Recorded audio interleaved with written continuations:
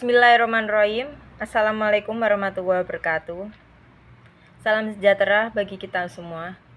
Semoga kalian semua dalam keadaan sehat walafiat. Amin amin ya robbal alamin. Hari ini saya akan menjelaskan tentang fungsi manajemen. Sebelum saya masuk ke bahasan yang akan kita bahas untuk hari ini, saya ingin memperkenalkan diri terlebih dahulu nih.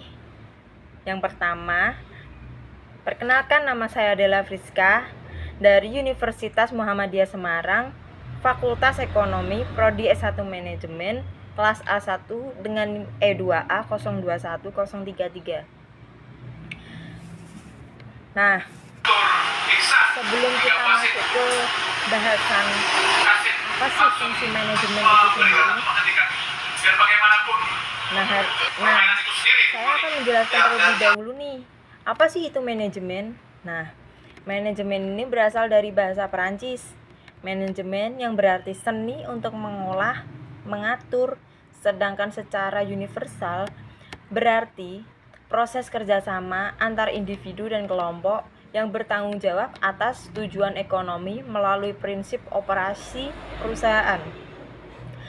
Aktivitas manajemen dibutuhkan mulai dari proses perencanaan, pengorganisasian, pengembalian keputusan, pengawasan, hingga pengendalian sumber daya keuangan, informasi, fisik, dan manusia. Nah, selanjutnya ada fungsi manajemen menurut para ahli. Nah, fungsi manajemen menurut para ahli yang pertama ada Lawrence Apply. Dia mengartikan fungsi manajemen itu sendiri yaitu keahlian dalam membangkitkan orang lain agar bersedia melakukan sesuatu. Yang kedua ada Marie Parker Valeot, yaitu sebuah seni untuk menyelesaikan pekerjaan melalui orang lain. Dan yang ketiga ada Renville Siagen, yaitu salah satu bidang usaha yang bergerak di bidang jasa pelayanan yang dikelola oleh tenaga ahli yang terlatih dan berpengalaman.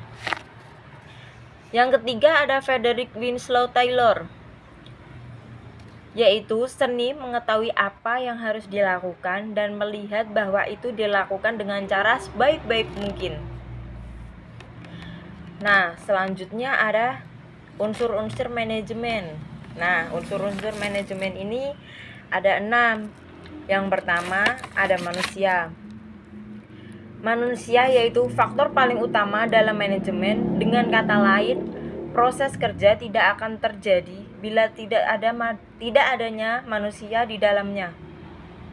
Dan yang kedua ada uang atau money, yaitu unsur manajemen yang sangat berpengaruh juga karena hasil kegiatan dapat diukur dari jumlah yang beredar di suatu perusahaan. Penggunaan uang dalam suatu perusahaan yaitu untuk biaya operasional seperti gaji pegawai, pembelian, dan perawatan peralatan, serta peralatan lainnya yang dibutuhkan perusahaan. Dan yang ketiga ada material atau bahan.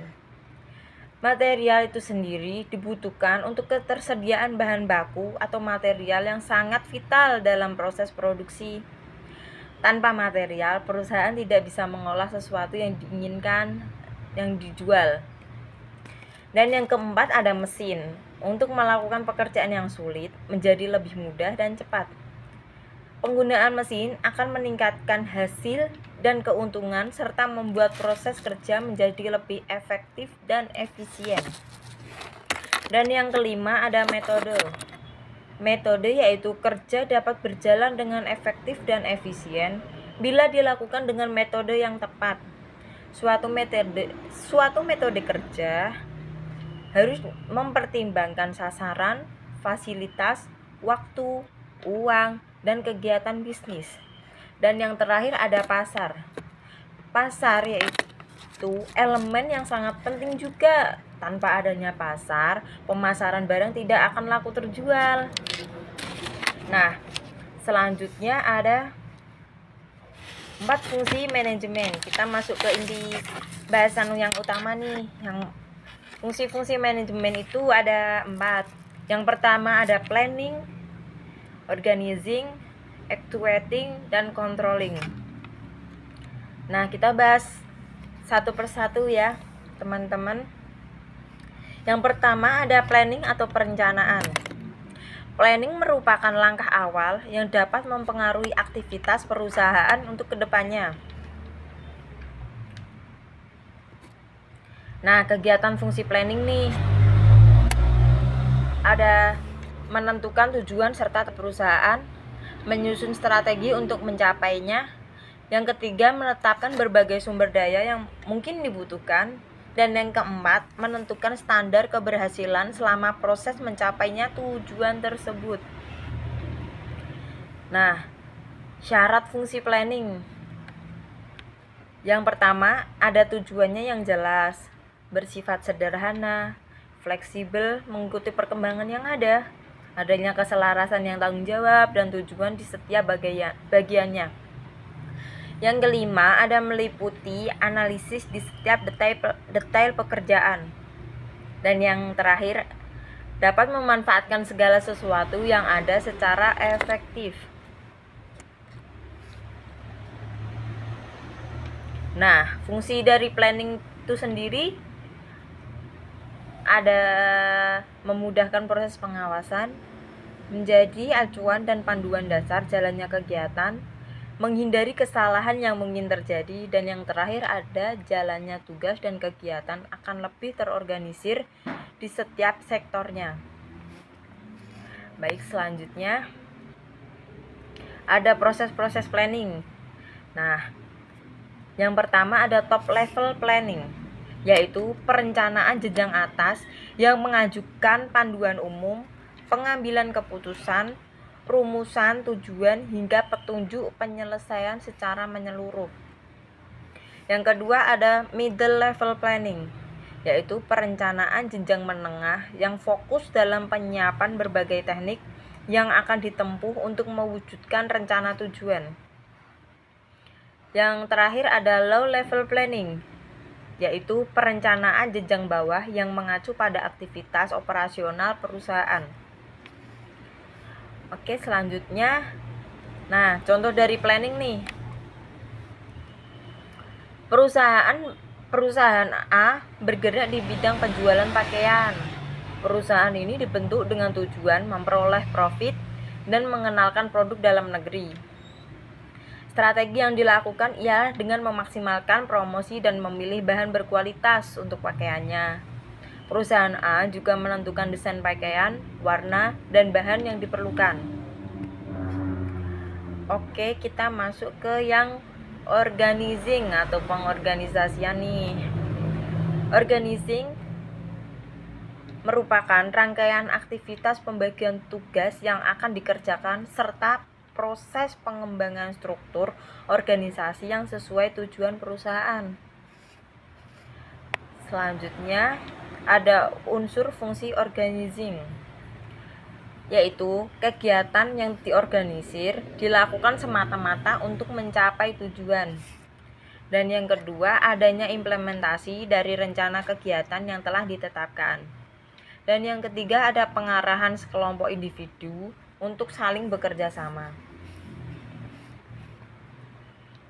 Oke, selanjutnya manfaat fungsi organizing. Manfaat yang pertama yaitu tugas dijalankan dengan spesialisasi masing-masing. Yang kedua, adanya transparansi pembagian tugas yang jelas. Yang ketiga, setiap tenaga kerja paham akan tugasnya masing-masing. Yang keempat, pembagian tugas dapat disesuaikan dengan kondisi perusahaan. Oke, selanjutnya. Nah, contoh fungsi organizing nih. Setelah menentukan jumlah strategi, perusahaan A merekrut sejumlah karyawan dan tenaga ahli perusahaan. Ini juga mengelompokkan karyawan ke bidang mana saja yang diperlukan, seperti penjahit, divisi pembelian bahan, divisi promosi, dan lainnya. Perusahaan A juga membeli sejumlah mesin dan peralatan lainnya yang dibutuhkan. Nah, fungsi manajemen yang ketiga ada actuating. Actuating itu merupakan suatu usaha untuk menghasilkan kinerja yang lebih efektif dan efisien dengan menciptakan suasana kerja yang dinamis. Selanjutnya, kegiatan fungsi actuating. Yang pertama, bimbingan serta pemberian motivasi terhadap tenaga kerja. Yang kedua, sosialisasi tugas dan seluruh kebijakan dengan jelas. Dan yang terakhir, penjelasan tugas pekerjaan secara rutin. Oke, contoh dari fungsi actuating itu sendiri yaitu perusahaan A memulai proses produksi pakaiannya. Para petinggi perusahaan membimbing sumber daya manusia dan selalu memberikan motivasi semua ide yang telah dirancang sebelumnya diimplementasikan semaksimal mungkin. Nah, fungsi main yang terakhir ada controlling atau proses pengawasan. Controlling merupakan alat untuk mengukur kinerja karyawan sesuai standar yang telah ditentukan atau dibuat. Kegiatan fungsi controlling. Yang pertama ada klarifikasi dan pemeriksaan atas kesalahan yang telah terjadi. Yang kedua, evaluasi target sesuai standar indikator yang telah ditetapkan. Dan yang ketiga, pemberian alternatif solusi atas penyimpangan yang ada. Oke, selanjutnya, nah hal-hal yang perlu diperhatikan nih dalam controlling yaitu scheduling, yaitu penetapan waktu pengawasan sesuai dengan semestinya. Yang kedua, ada routing, penentuan cara pengawasan yang diinginkan. Dan yang ketiga ada follow up, yaitu pencarian solusi atas sebuah masalah. Dan yang keempat ada dispatching, yaitu suatu perintah pekerjaan yang digunakan sebagai pengawasan. Nah, contoh-contoh controlling. Contoh dari controlling itu sendiri yaitu setelah perusahaan A memproduksi pakaian dan menjualnya, mereka melakukan evaluasi. Ternyata masih ditemui beberapa kendala dalam pelaksanaannya. Misalnya kesalahan teknis saat produksi dan penjualan. Solusinya ialah mencegah hal tersebut agar tidak terulang kembali dan memastikan semuanya berjalan dengan baik. Nah, itu tadi beberapa materi yang bisa saya sampaikan. Kurang lebihnya saya minta maaf jika ada tutur kata atau bahasa saya yang tidak berkenan. Saya minta maaf yang sebesar-besarnya dan terima kasih sudah mendengarkan dan melihat presentasi saya untuk hari ini. Sekian, terima kasih. Wassalamualaikum warahmatullahi wabarakatuh.